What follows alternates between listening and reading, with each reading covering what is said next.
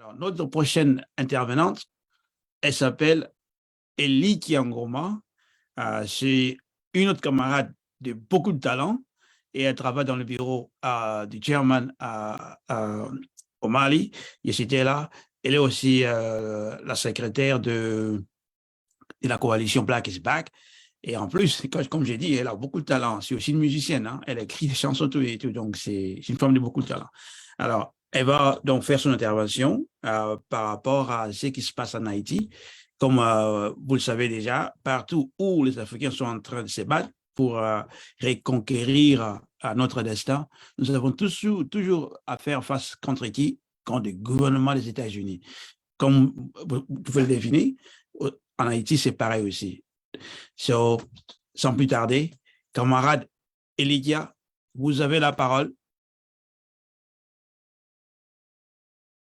Et, so, if you can pause every time you read, so I can translate. Okay, all right. Uhuru, well, thank you, SG Luwezi. I would like to thank SG Luwezi for the introduction and the organizers of this webinar for inviting me to be a speaker. Je voudrais remercier le secrétaire général Luwezi pour cette introduction et tous les organisateurs de ces webinaires, y compris tous les panélistes qui vont participer à ces webinaires. My name is Elikya Ngoma, and I'm a member of the African Socialist Party in the office of Chairman Omali Shatella, who is the leader of the African nation and the leader of the International African Revolution. Je m'appelle Elikya Ngoma et je suis membre du Parti socialiste du peuple africain. Je travaille dans le bureau du chairman Omali Shatella, le leader de la nation africaine et aussi bien de la révolution internationale africaine. I want to begin this presentation by saying hands off Uhuru, hands off Africa, and also adding the demand for the United States to keep their hands off of Haiti. Donc, j'aimerais commencer cette présentation en disant ne touche pas à Uhuru, ne touche pas à l'Afrique. Bien sûr, je vais aussi demander que les États-Unis ne touchent pas à Haïti. As many of you may be aware, the people of Haiti right now have been engaged in a period of resistance against the current Prime Minister Ariel Henry, who has been the supposed figurehead since the July 7th, 2021 assassination of neocolonial President Jovenel Moïse. Comme beaucoup d'entre vous le savent peut-être, le peuple haïtien est engagé dans une période de résistance contre l'actuel Premier ministre Ariel Henry, qui est censé être la figure des proue depuis l'assassinat du président néocolonial Jovenel Moïse le 7 juillet 2021. And most recently, the people have been engaged in resistance against another occupation by the United States, as well as against the so-called intervention of the United Nations and their so-called peacekeepers. Et plus récemment, le peuple a été engagé dans la résistance contre une autre occupation par les États-Unis, ainsi que la soi-disant intervention des Nations Unies et de leur soi-disant casque bleu, force de paix comme ils disent. During this period, the people have been facing another pays lock, which is a countrywide lockdown, including schools. And this pays lock has been far too consistent since the 2019 pays lock, which occurred during the resistance of the people against the neocolonial government's waste of the Petro-Caribe funds at that time. Pendant cette période, le peuple a été confronté à un autre pays lock, c'est-à-dire un verrouillage de tout le pays, y compris des écoles, qui a été qui a été fait d'une façon systématique depuis 2019, pendant la résistance du peuple contre le gaspillage de fonds du Petro-Caraïbe par le gouvernement néocolonial.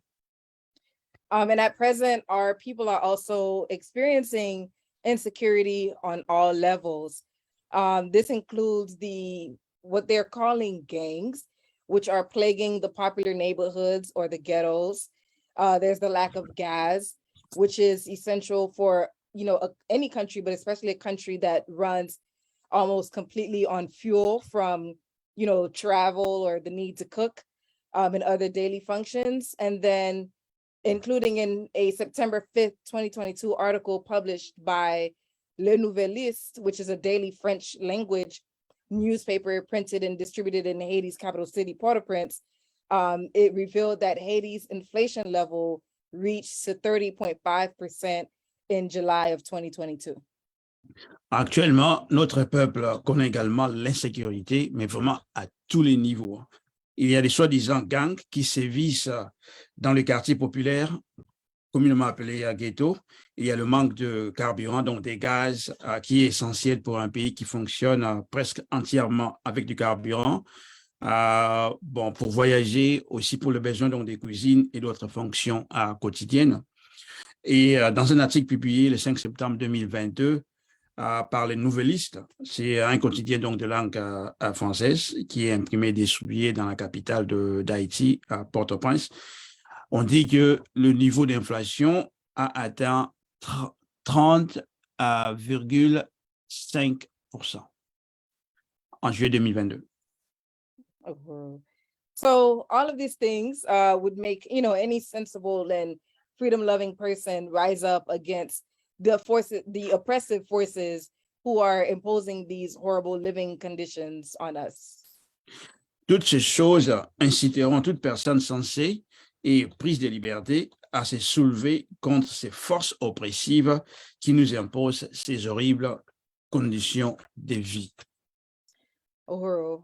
So colonial media around the world are painting a narrative of Haiti that would justify or attempt to justify the United States and United Nations coming into the country. But, we know, especially the people who are on the streets, all know that the truth is the United States is the reason for all of what we are currently facing. And then also the United Nations, they only bring terror wherever they set foot. And we have that experience. We've had this experience more than once in Haiti in particular. Les médias coloniaux du monde entier dépeignent un récit d'Haïti qui justifierait la venue des États-Unis et des Nations Unies dans le pays.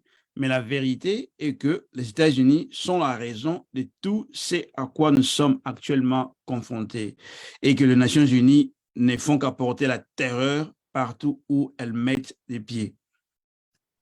The US right now is pretending to punish gang leaders, but they are the actual leaders of the gangs. In fact, it was known that during Jovenel's presidency, he had direct ties and leadership over many of the gangs. And, it was never just him alone. There are other senators and governors who had been named in articles for years now. And many of them are still holding their positions in office. So, the people that they are showing that they're punishing as like the leaders of the gangs, they know that it is actually themselves and a lot of other state officials that are leading, all of what's going on right now. Les États-Unis font semblant de punir les chefs des gangs, mais ce sont eux les véritables chefs de ces gangs. C'est un fait connu. Pendant la présidence de Jovenel, qu'il avait des liens directs avec de nombreux gangs et qu'il en était le chef. Il n'y a jamais eu que lui. D'autres sénateurs et gouverneurs ont été nommés depuis des années maintenant et beaucoup d'entre eux conservent encore leur poste. Les gangs travaillent dans l'intérêt de ces fonctionnaires du gouvernement contre le peuple. Uhuru. So I actually wrote about like the gangs and stuff like that before in an article for the Burning Spear newspaper. It's online at theburningspear.com. So if people really, really want to understand that kind of insecurity, they can check out the Burning Spear newspaper. As you can translate that, then I'll just continue. Elle dit qu'elle a déjà écrit par le passé des articles sur les gangs. Donc, si vous voulez en savoir plus, bien sûr, c'est en anglais. Il suffit d'aller sur le site de burningspear.com, Si vous allez dans ces sites-là, vous allez trouver d'autres articles. Bien sûr, vous pouvez toujours traduire ça, quoi. OK. Yeah. Uhuru. But for the sake of time, just to give a brief thing for those who, wouldn't be able to read it, the gangs, they work in the interests of the government officials against the people. and they can be understood as today's versions of Francois Papadoc Duvalier's Tonton Macoute militia, except that today's gangs, they're not any like official formation, but their assignment is clear, is to bring the resistance of the people to a halt. Les gangs ne travaillent pas pour l'intérêt du peuple. Ils peuvent être compris comme la version actuelle de la milice Tonton Macoute qui terrorisait le peuple africain sous le régime de Duvalier, Papa Doc Duvalier. Sauf que les gangs, aujourd'hui, ne sont pas une formation officielle. Alors, le Tonton Macoute était officiellement membre de l'appareil d'État de répression d'Haïti. Donc, quoi qu'il en soit, leur mission est claire: mettre un terme à la résistance du peuple. Yes, so there's often, gunfire between the different gangs because they move when their leaders say to move. And so if their leaders are in opposition, then they're also in opposition. And, this often leads to, like civilians getting caught in between the crossfires. Sometimes whole neighborhoods have had to move out into the streets because of so much shootings. And, all of this is something that's very, you could say, like well orchestrated, or it's being facilitated by, Haiti's, all of the neocolonial leaders, all of the people that are in office who, who may tweet sometime that they want to stop the gang thing, or they want to bring the United States in to stop the violence. This is their orchestration that we're seeing play out. Il y a souvent des coups de feu entre différents gangs parce qu'ils bougent quand leurs chefs leur disent de bouger. Et si leurs chefs sont dans l'opposition, alors les gangs sont aussi dans l'opposition. Les civils sont souvent pris entre deux feux et il est arrivé que le quartier entier soit obligé de se déplacer dans les rues en raison de nombreuses fusillades entre les gangs. C'est clair que ce qui se passe entre les gangs, c'est facilité par les néocolonialistes dans le pays. Uhuru. And so, just because we don't have, too much more time, the United States has been the source of Haiti's problems since, forever. The United States, one, is a colonial, entity, and it has a colonial government, but especially after the African Revolution of 1804, which was led by Jean-Jacques Dessalines, where the Africans defeated the British, the Spanish, and the French. It is since that time there's been an even more direct and intentional attack against Africans in Haiti. And I've also written about this on the Burning Spear as well, in terms of, economic blockades that's been set up against Haiti, and the United States occupying Haiti previously from 1915 to 1934, the theft of our gold, all of those things. This is not a new thing or something that is disconnected from everything previously.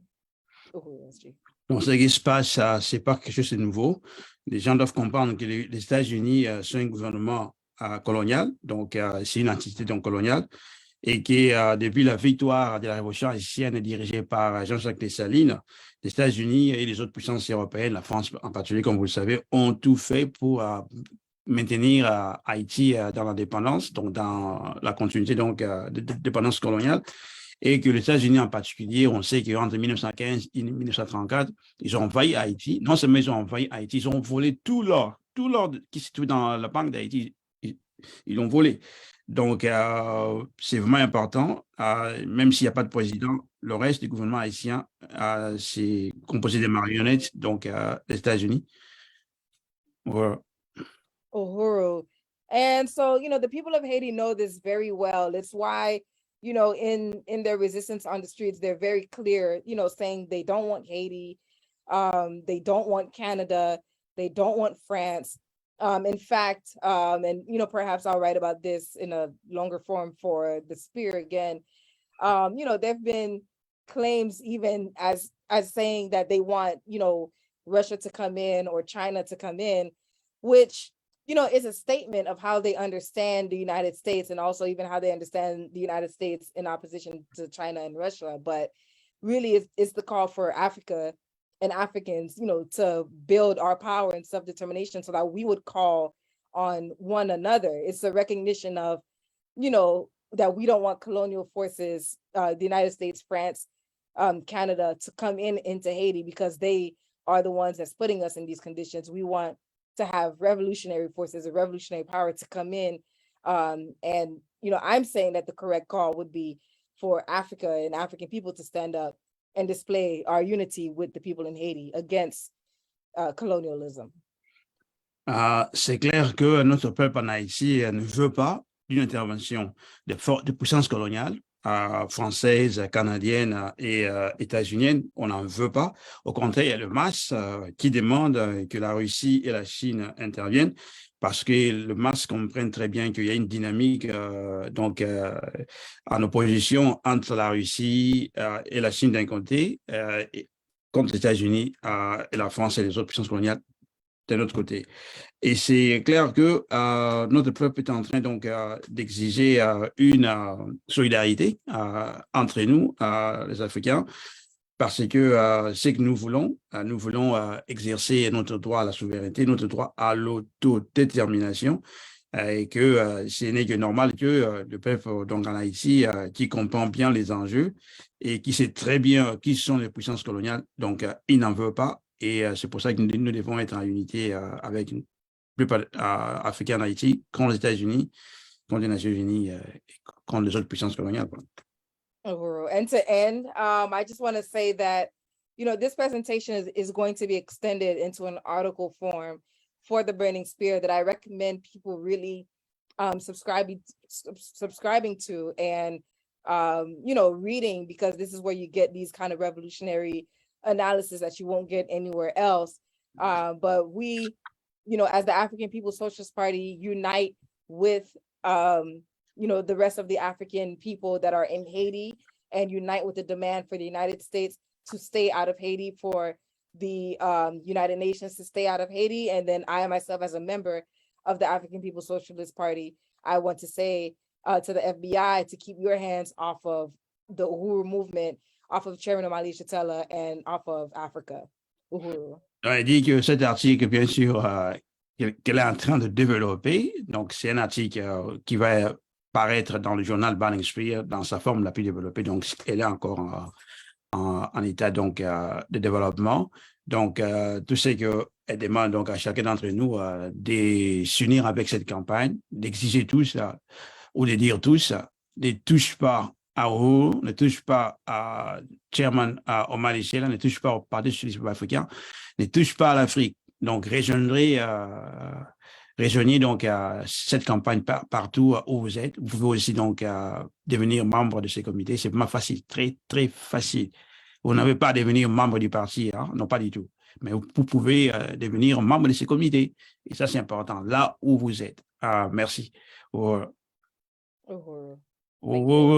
Un grand merci à notre camarade Elikya Ngoma pour cette brillante présentation, comme vous avez entendu, donc une analyse pointue sur ce qui se passe en Haïti, et l'article n'est pas encore fini. Donc, vous allez lire cet article une fois que c'est terminé, elle va être publié dans le journal Br.A.very. Alors, on va continuer.